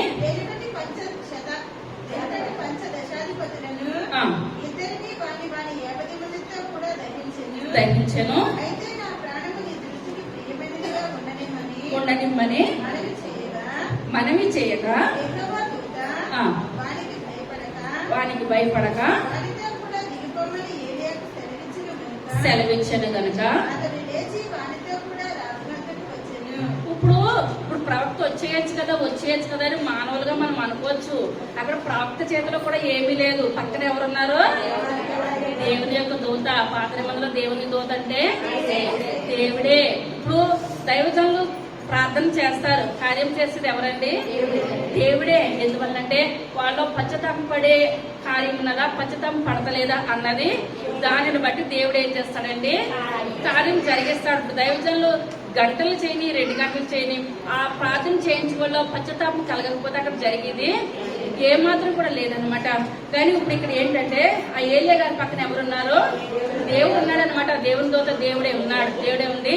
నువ్వు భయపడొద్దు, నువ్వేం చేస్తావు, అతనితో కూడా నువ్వు వెళ్ళు, నీ వెనకాల నేనుంటాను అని చెప్పినప్పుడు దైవజనం ఇప్పుడు ఏం చేస్తారని మరి ముందు చెప్పారా దేవుడు? వాళ్ళ ముందు వచ్చిన 51 మందితో, తర్వాత వచ్చిన 51 మందితోటి ఏమాత్రం కూడా చెప్పలేదు. ఇప్పుడు ఈయన ఏమంటున్నారు, మీ దృష్టికి మేము అంగీకారంగా ఉండాలి, మీరు చంపేయాలనుకుంటే ఆకాశంలో నుంచి ముందు వచ్చినట్టు అగ్ని దిగొచ్చేస్తుంది, ఆ రకంగా మీరు ఏమాత్రం కూడా చెయ్యొద్దు అయ్యా. ఇప్పుడు ఏం చేస్తున్నారండి, ప్రాధేయపడుతున్నారు. మనం కూడా దేవుని సన్నిధిలో మనం ఏం చేయాలి, ప్రాధేయపడాలి. అయ్యా ఒట్టిదాన్ని మట్టిదాన్ని. ఇప్పుడు అక్కడ అబ్రహాం గారు అంటున్నారు, దుమ్ముయు ధూళియునైనా నేను మరొకసారి మీ దగ్గర మనవి చేస్తున్నాను. మనం ఏం చేస్తామంటే చేసినే 5 నిమిషాల ప్రార్థన, నాయన నాకు కోట్లు దయచేస్తే నాకు డామ్ డూమ్ డకారం అంట అవుద్దంటారా? అవ్వదు. ఇప్పుడు అబ్రహాం గారికి ఎంతమంది పని వాళ్ళు ఉన్నారు? 318 మంది పని వాళ్ళు ఉన్నారు. ఆస్తి ఉన్నది, ఐశ్వర్యం ప్రతిదీ ఉన్నది. కానీ దేవుని దృష్టిలో అతను ఎలా తగ్గించుకున్నాడండి, అయ్యా నేను దుమ్మి తూలినయ్యా, ఇంకొకసారి మాట్లాడుతున్నాను, ఎక్కువ నాకు మాట్లాడే అధికారం కూడా నాకు లేదు ప్రభా అని మనం ఏం చేయాలంటే దేవుని సన్నిధిలో తగ్గించుకొని ప్రార్థనా జీవితాన్ని మనం ఏం చేయాలండి, జీవించాలన్నమాట. కానీ మనం మంచాలు ఎక్కేసి అయ్యే కేసు ఇయ్యే కేసు నాయన డామ్ డూమ్ డకారం అంటే అక్కడ జరిగింది ఏమాత్రం కూడా లేనే లేదు. ఇప్పుడు ఇక్కడ ఏలియా గారు ఎవరు కూడా వచ్చారండి, 51 మంది కూడా ఆయన వచ్చారనమాట. కూడా వచ్చారు. రాజును చూచి విచారణ చేయుటకు లేడనుకొని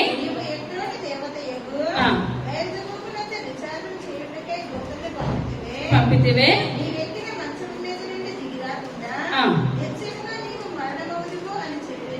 చాలా ఇప్పుడు ఈయన అనుకుంటున్నారు అహజ్యా గారు, అమ్మోయ్ నా మీద కనికరం వచ్చేసింది, 51 మందితో కూడా ఈయన వచ్చేసారు, ఇంక నేను మనసులో ఏమనుకొని ఉంటుంటానండి, ఈయన ఇంక నేను బ్రతికేస్తాను, ఇంక నాకు తిరిగిలేదు.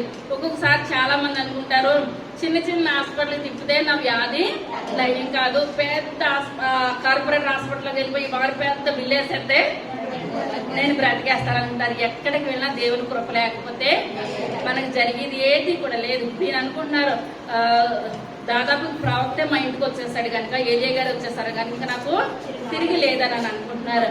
కానీ అక్కడ మాట్లాడించేది ఎవరు మాట్లాడుతున్నారండి? దేవుడు మాట్లాడుతున్నాడు. ఏమనంటే ఇప్పుడు అతను ఏ మాత్రం కూడా మాట చెప్పడం లేదు. ఈయన అంటున్నారు, ఇశ్రాయేలీల్లో ప్రవక్త లేడని అనుకో, నువ్వు ఎక్కడికి వెళ్ళావు?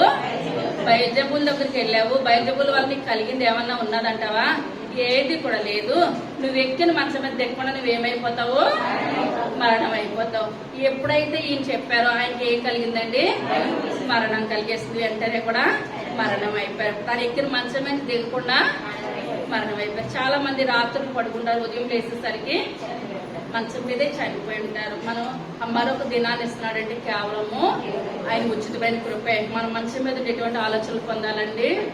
మంచి ఆలోచన, దేవునికి ఇష్టమయ్యే ఆలోచన మన జీవితంలోనూ మన బ్రతుకులోనూ ఉండాలి. తర్వాత లూకా సువార్త 8వ అధ్యాయం 16వ వచనం.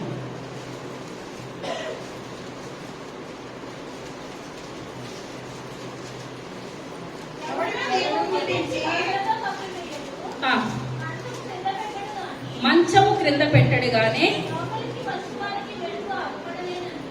వెలుగు అగపడలేదని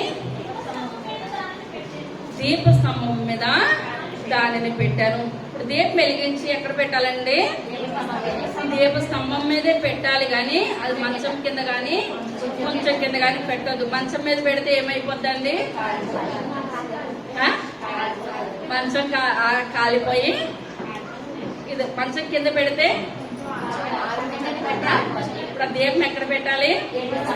దీపస్తంభం మీద. దీపం వెలిగించి ఎక్కడ పెట్టాలి? దీపస్తంభం మీద పెట్టాలి కానీ మంచం కింద గాని కొంచెం కింద గాని పెట్టడానికి ఏమాత్రమును కూడా వీలులేదు. మనం ఏంటంటే మన జీవితాలు కూడా మన వెలుగు ఎలా చూపించాలంటే 10 మందికి వెలుగుకరంగాను దీవెనకరంగాను ఆశీర్వాదకరంగాను ఆ యొక్క మనం చూపించే ఆ యొక్క వెలుగులో 10 కుటుంబాలు ఏం చేయాలి? వెలగాలి, దీవించబడాలి. మన యొక్క ప్రవర్తన బట్టి మన యొక్క బ్రతుకులను బట్టి అనేక మందికి ఏం కలగాలండి? మార్పు కలగాలి. ఆ విధంగా మనం ఉండాలి. కానీ మన దీపం మంచం కింద కానీ కొంచెం కింద కానీ దీపాలు ఏమాత్రం కూడా పెట్టడానికి వీలులేదు. పెడదామంటారా? మన దీపాలు ఎక్కడ పెట్టాలి? దీప స్తంభం మీద. మన ప్రార్థనా జీవితాన్ని బట్టి మన భక్తి జీవితాన్ని బట్టి అనేక మంది బిడ్డలు ఏం చేయాలండి?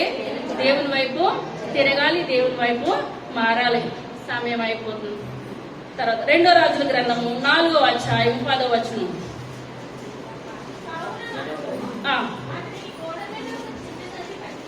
చిన్న గది కట్టించి బల్ల పీట దీపస్తంభము నుంచుదము. వచ్చినప్పుడెల్లా చెప్పాను.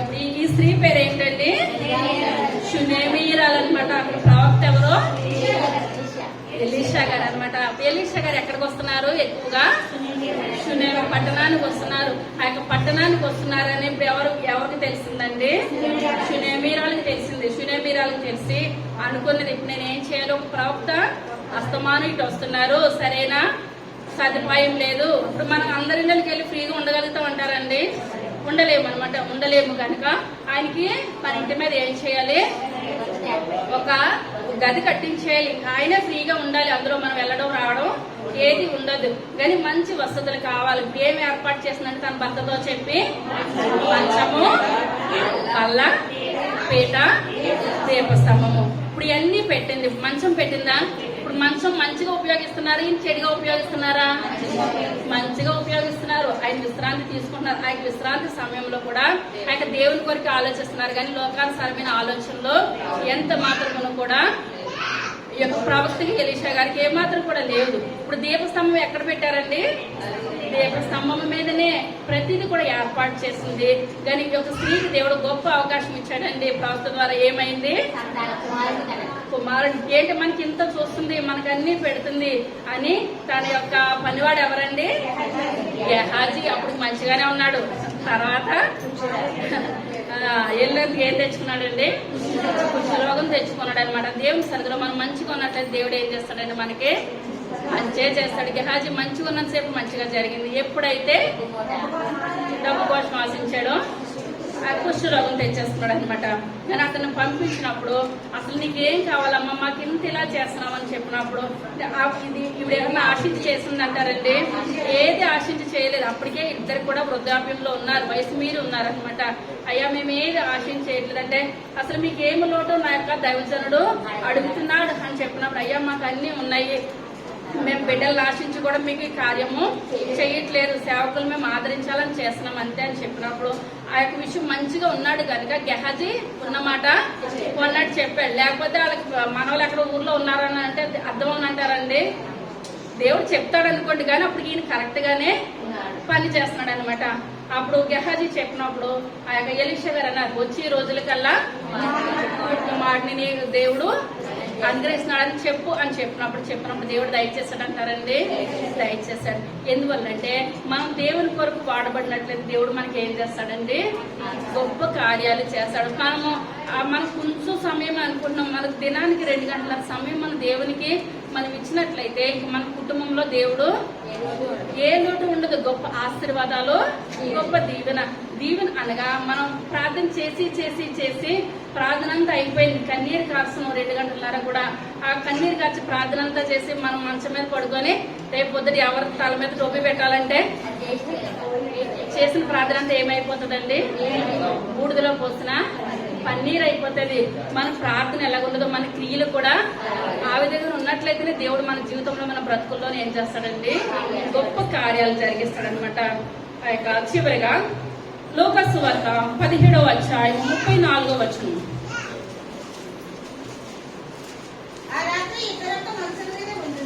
ఇద్దరొక మంచం మీద ఉందురు, వారిలో ఒకరు కొనుక్కోబడును, ఒకరు విడిచిపెట్టబడును. ఇద్దరు స్త్రీలకు తిరగలి విచురుచుందురు, ఒకటి కొనుక్కోబడును. చాలండి. ఇప్పుడు దేవుని రాకడ ఎలా ఉంటదంటండి? అసలు ఎప్పుడు వస్తుందో దేవుని రాకడ మానవుడిగా ఎవరికి కూడా తెలియదు. శిష్యులు అడుగుతున్నారు యేసయ్యని, ప్రభా మీ రాకడ సూచనలు ఏ విధంగా ఉంటాయి మాకు తెలియ చెప్పండి నాయన. ఇప్పుడు ఈ సాయంకాలమే దేవుని రాకడని మనకి ఏమన్నా ముందుగానే తెలిసిపోయింది అనుకోండి, మనకి మందిరం పట్టదు. ప్రతి ఒక్కరు కుటుంబాలతో వచ్చేసి ఆశ ఎలాగండి? కుటుంబాలతో ఎత్తబడిపోవాలని ఉంటదంటారు ఆశ. ప్రతి ఒక్కరు ఎత్తబడిపోవాలని ఆశ ప్రతి ఒక్కరికి ఉంటుంది. కానీ అందుకని మనకి ఏం చేస్తామంటే ఆయన రాకడ ముందు తెలిస్తే ఇంకా 10 రోజుల ముందు నుంచే ఏ పాపం చేయము, నోటుకుండా అబద్ధం ఆడము, ఇంకేది ఉండదు అనమాట. కరెక్ట్ గా ఏమంటే మన టార్గెట్ ఎక్కడికండి? పరలోక రాజ్యం. కుటుంబంతో ఎత్తబడిపోవాలి ఇదే ఉంటది అనమాట. దానికనే మనం ఏ సమయాన్ని దేవుని రాకడ వచ్చినా మనం ఎలా ఉండాలి? సిద్ధంగా ఉండాలి. ఇప్పుడు ఆ యొక్క శిష్యులకు దేవుడు చెప్తున్నాడు అనమాట, దేవుని యొక్క రాకడ పశువులకు తెలుస్తుంది కానీ మానవులుగా ఎవరికి కూడా తెలియదు. దొంగ వచ్చినట్లు నేను వస్తాను. ఇప్పుడు ఆ యొక్క దినాన్ని అంటండి, ఇప్పుడు కుటుంబంలో ఇప్పుడు ఎవరైనా ఇద్దరు మంచం మీద పడుకున్నారు అనుకోండి, ఆ రాకడికి మంచం మీద ఒకళ్ళు ఎత్తబడిపోతారంటే ఒకళ్ళు ఏం చేస్తారంటే ప్రార్థన లేని వాళ్ళు విడవబడిపోతారనమాట. ఇప్పుడు వీళ్ళు చేయించుకుంటే వాళ్ళు ఎక్కడం ఉండదు. అర్థమవుతుందంటారండి? ఎంత సపోర్ట్ ఇచ్చినా కూడా అసలు లేచి సమస్య అయితే ఎంత మాత్రం కూడా ఉండనే ఉండదు. మనలో ప్రార్థనా జీవితం ఉంటే ఆటోమేటిక్ గా దేవుడే మనల్ని ఆ యొక్క పిలుపుకే కడమోరం మృగంగానే మృతులైన వాళ్ళు లేచిపోతారు, సజీవంగా ఉన్న వాళ్ళు కూడా ప్రతి ఒక్కరు కూడా లేచిపోతారు అనమాట. ఆ యొక్క మరలా తిరగలు ఇద్దరితో ఉంటుంటే ఒకరు ఎత్తబడిపోతారు, ఒకరు విడిపడిపోతారు అనమాట. మనం ప్రార్థన చేసుకోవాలి. ప్రభా మనం పగలంతా అయిపోతుంది, రాత్రి మనం పడుకునే ముందు ప్రార్థన చేసుకుంటాం. ప్రభా ఈ యొక్క దినాన్నే కానీ మీ యొక్క రాకడ వచ్చిందంట అయ్యా, మంచంతో మేమందరము కుటుంబం సమేతంగా మేము ఎత్తబడే కృపను మాకు దయచేయండి అయ్యా. ఎవరు కూడా విడవపడద్దు. పనిలోకి వెళ్ళారంటే పనిలో ఉన్న వాళ్ళు ఆ రాకడ కొంతమంది ఎత్తబడిపోతారు, కొంతమంది విడవబడతారు. మన ప్రార్థన అంతా కూడా నేను కుటుంబ సమేతంగా మీ యొక్క పరలోక రాజ్యానికి వచ్చే గొప్ప కృపను నాకు దయచేయండి అయ్యా. మా ఇంట్లో ఉన్న మంచము మేలు చేయాలి కానీ కీడే మాత్రం కూడా చెయ్యొద్దు ప్రభా. అహజ్యా ఎక్కిన మంచం మీదనే తిరిగి లేకుండా చనిపోయాడు నాయన. అటువంటి జీవితాలు మనం వయసులో ఉండగానే ప్రార్థన చేసుకోవాలి. ప్రభా నేను ఎంతకాలం జీవిస్తాను అంతకాలం జీవించండి నాయన. నా పని నేను చేసుకుంటానే మీ యొక్క సన్నిధానానికి వచ్చేయాలి ప్రభా. మంచం మీద అయితే పెట్టే స్థితి నాకు ఏ మాత్రం కూడా కలగనివ్వద్దు. మన శక్తి ఇప్పుడు ఇతను రాజే కానీ తన డబ్బు కానీ తన అహంకారం కానీ ఏదైనా మంచి మంచి లేవనెత్తింది అంటారండి. ఏది కూడా లేవనెత్తలేదు. మనం ఈ లోకంలోనికి వస్తే ఒక్క రూపాయి కూడా పట్టుకురాము, తీసుకెళ్లిపోతే మనం ఎంత సంపాదించుకున్నాం. ఇప్పుడు అహజ్య రాజు ఏమైనా తీసుకెళ్లిపోయాడు అంటారండి. ఏది తీసుకుని వెళ్ళలేదు. తన మంచి మంచి లేకుండా అయిపోయిన పరిస్థితి. మనకి మన సమయం ఏ దినం ఎలా ఉంటుందో, ఏ గడి ఎలా ఉంటుందో మనకి ఏ మాత్రం కూడా తెలియదు. ఆయన ఆ సమయానికి మనం అనుకోవాలి, ప్రభా మన నిజ జీవితంలో మనం దినదినము చేసే ప్రార్థన ఏంటంటే, అయ్యా నన్ను మంచం మీద పెట్టొద్దు ప్రభా, నువ్వు గొప్ప దేవుడు నాయన. మనకు వయసు అంతా కూడా మంచం మీద చెడ్డ కార్యాలు చేసి మంచం మీద పెట్టొద్దు అంటే అవుతుంది అంటారండి. మన మంచమే చెప్తుంది నువ్వు చేసిన క్రియలు బట్టి నువ్వు ఉన్నావు. ఇప్పుడు అహజ్య దుర్మార్గుడు కనుక తన మంచం మీద లేవకుండా తన పరిస్థితి అయిపోయింది. కానీ ఇప్పుడు దావీదు మహారాజు తప్పే చేస్తాడు కానీ పశ్చాత్తాపం పడ్డాడు, మంచం మీద పెట్టాడు అంటారండి. దేవుడు అన్నాడు దావీదుతో, నీకు వృద్ధాప్యం వచ్చే వరకు నువ్వు బ్రతుకుతావు, నువ్వు ఏ యుద్ధంలో కూడా నువ్వు ఎంత మాత్రం కూడా చనిపోవు. కానీ వృద్ధాప్యం వరకు బ్రతికాడు అంటారండి. దావీదు మంచిగా బ్రతికాడు, మంచిగా దేవుని సన్నిధానానికి వెళ్ళాడు. మనం ఈ లోకంలో ఎంత బ్రతికామన్నది కాదు కానీ నేను ఎంత దేవుని సన్నిధిలో నేను స్తుతించాను, నేను ఎంత వాడబడ్డాను. ఇప్పుడు మీరు ఒక దినాన రాత్రికి మీరు ఇంటికి వెళ్ళిన తర్వాత ప్రార్థన చేసుకోండి. నేను దేవుని మందిరానికి 10ంటికి వెళ్ళినా 10:30కి వెళ్ళినా, ఒకవేళ ప్రార్థన అయిపోయి 2ంటికి వెళ్ళినా ప్రార్థన చేయించుకోవడానికి నేను ఎంత సమయం దేవుని సన్నిధిలో నేను గడిపాను. ఎవరికి లెక్క చెప్పొద్దు, మన లెక్క అంతే. ఆయన ఆజ్ఞలనే రాళ్ళు వేసి మనల్ని తోస్తాడు అనమాట. చూసినప్పుడు మనం తేలొద్దు కొలొద్దు, సరైన జీవితం రావాలి. ఆటోమేటిక్గా ఇప్పుడు మన సంఘం చాలా మట్టుకి సమయానికి ప్రార్థనకు వచ్చేస్తారు. ఎలా చూసుకున్నా ఆదివారం మనం లెక్కకే వచ్చేస్తాం. మరి మిగిలిన రోజులు కూడా మనం సమయం చూసి మనం ఏం చేయాలండి, దేవుని సమయం దేవునికి ఇచ్చేయాలి. మనం అలా ఇచ్చినట్లయితే మనం ఆ సమయంలో తిరగలిగిస్తారని మంచం మీద పడుకొని ఏ పని చేయని కానీ ఎత్తబడి సమయం వచ్చినప్పుడు మనం ఏం చేయాలండి, ఎత్తబడిపోవాలి. అలా ఎత్తబడి గుంపులో నేను ఉంటాను అనుకున్న వాళ్ళంతా పైకి లేచి కూర్చోండి, మిగిలిన వారికి ఎందుకు కూర్చోండి. సర్వశక్తి కలిగిన తండ్రి, కృప కలిగిన తండ్రి, దయ కలిగిన ఆయన, మీ యొక్క దయ కలిగిన శ్రేష్టమైన నామాన్ని బట్టి ప్రభా లెక్కలేని వందనాలు స్తోత్రాలు స్తుతులు చెల్లించుకుంటున్నాను తండ్రి. గొప్ప దేవ సహాయం దయచేయండి, దయచేయండి ప్రభా. అయ్యా పంచం మీద నాయన దుర్మార్గపు ఆలోచనలు ఉంటాయని మీరు మాట్లాడక భక్తులు మాట్లాడుతున్నాడు తండ్రి. అయ్యా మాకు దుర్మార్గపు ఆలోచనలు ఎంత మాత్రం కూడా మా జీవితాల్లో వద్దు ప్రభా, మా బ్రతుకుల్లో వద్దు నాయన. మంచి ఆలోచన మాకు పుట్టించమని అడుగుతున్నాను తండ్రి. ఎస్ అయ్యా మీ యొక్క అడిగి జాడల్లో మేము జీవించాలి ప్రభా, మీ యొక్క సన్నిధిలో మేము బ్రతకాలి తండ్రి. అటువంటి గొప్ప కృపను దయచేయండి ఆయన. అయ్యా నాయన బాబు దావీదు మహారాజు నాయన వృద్ధాప్యం వరకు నాయన ఏ మంచం మీద కూడా పెట్టకుండా ప్రభా అయ్యా మీరు మంచిగా నాయన తీసుకున్నారంటే కేవలం ఆయన చేసిన ప్రార్థన, ఆయన ప్రార్థన జ్ఞాపనం ప్రభా, ఆయన పడిన పశ్చాత్తాపం నాయన అందరిని బట్టి మీకు వందనాలు చెల్లించుకుంటున్నాను తండ్రి. అయ్యా అహజ్య నాయన ఎంతో దుర్మార్గుడు ప్రభా. అయ్యా నాయన ప్రభుత్తున్నాడని తెలిసి కూడా నాయన బాబు బయలుజబుల దగ్గరికి వెళ్ళాడు తండ్రి. అతను ఎక్కిన మంచం మీద నుంచి నాయన అతను దిగకుండా ప్రభా నాయన కుప్పగూలిపోయాడు ప్రభా. అయ్యా అతను ఏ మాత్రం కూడా పశ్చాత్తాపం కలగలేదు ప్రభా. అయ్యా ముందు ప్రాప్తితో చెప్పించి ఆ యొక్క బిడ్డలు వచ్చి చెప్తున్నారు, అయ్యా మీరు బయలుజబుల దగ్గరికి వెళ్ళినందుకు ఆయన కోపం నన్ను చెప్పినప్పుడు కూడా ఆయనలో పశ్చాత్తాపం కలగలేదు. నాకేంటి రాజు, నేను ఇంతమందిని పంపిస్తాను, అతను నా ఇంటికి ఎందుకు రాడు అని అనుకున్నాడు. కానీ పశ్చాత్తాపం మన జీవితం ఏమాత్రం కూడా లేదు ప్రభా. అయ్యా మేము ఈ లోకంలోకి వస్తే ఏది పట్టుకురాము ప్రభా, ఈ లోకంలో వెళ్ళిపోతే ఏది పట్టుకొని వెళ్ళిపోము తండ్రి. అయ్యా పశ్చాత్తాపడి కృపను మాకు దయచేయండి తండ్రి. అయ్యా మీకు యథార్థంగా మేము జీవించాలి తండ్రి. అయ్యా మీకు న్యాయంగా జీవించాలి ప్రభా. ఎందువలనంటే నాయన న్యాయమైన త్రాసు మీ దగ్గర ఉన్నది నాయన. అయ్యా తీర్పు దినాన మీరు కొత్త సింహమే గర్జించేస్తారు తండ్రి. అది ఏ రికమెండేషన్ ఏ మాత్రం కూడా పని చేయదు ప్రభా. అయ్యా మేము మంచిగా ఉంటే ప్రభా నేను అబ్రహాం కృపాశాలకు వస్తాము తండ్రి. అయ్యా లేకపోతే అగ్ని ఆరదు పురుగు చావదు ప్రభు. అయ్యా ఎవరెక్కిన మంచం మీద వాళ్ళే ఉండిపోతారు తండ్రి. అయ్యా నాయన మీ యొక్క రాకడదు తండ్రి, నాయన ఎత్తబడిన వాళ్ళు మంచిగా ఎత్తబడిపోతున్నారు తండ్రి. అయ్యా మా సంఘం అంతా నేను ఎత్తబడి గుంపులో ఉండే గొప్ప కృపను దాయిచ్చండి. అయ్యా ఏ ఒక్కరు విడవబడద్దు నాయన. విడవబడితే నాయన బాబు అంత్యక్రీస్తు వచ్చేస్తాడు నాయన, ముద్ర గుద్దేస్తాడు తండ్రి. భయంకరమైన శోధనలు, భయంకరమైన పేదలు తండ్రి. అటువంటిది ఏదిని మేము చూడద్దు ప్రభా. మీ యొక్క రాకడ నాయన మా కుటుంబాలతో సహా తండ్రి మా సంఘం ఎత్తబడే గుంపులో మేము ఉండే గొప్ప కృపను దాయిచ్చండి. అయ్యా నాయకుడు ఉన్న బిడ్డలందరినీ దీవించండి ప్రభు, ఆశీర్వదించండి తండ్రి. అయ్యా ఇప్పుడు ఇంతవరకు నాయన చెప్పిన ఆయన బాబా విన్న వాక్యాన్ని బట్టి మీకు వందనాలు చెల్లించుకుంటున్నాను తండ్రి.